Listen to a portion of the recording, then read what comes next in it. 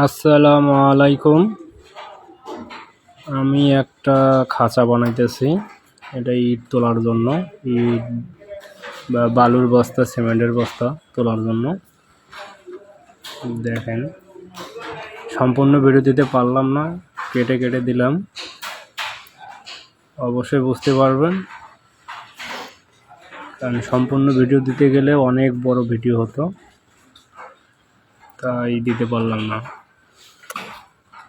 দেখবেন, অবশ্যই ভালো লাগলে কমেন্টে জানাবেন কীরকম হয়েছে।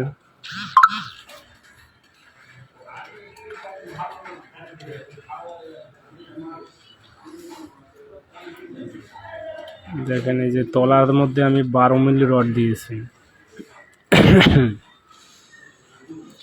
সাইডে দিয়েছি 10 মিলি রড। এই যে খাঁচার ফ্রেম হয়ে গেছে, আর অল্প কিছু সময় বাকি, তাই আমার কাজ সম্পূর্ণ হয়ে যাবে।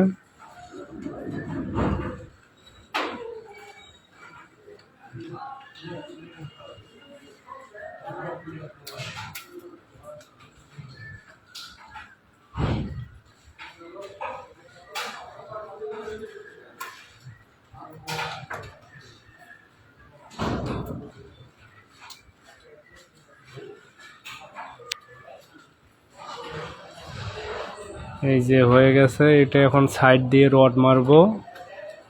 হ্যাঁ, নিচ দিয়ে একটা রড মারবো, চতুর্থ সাইড দিয়ে রড মারবো। এই যে দেখেন হয়ে গেছে।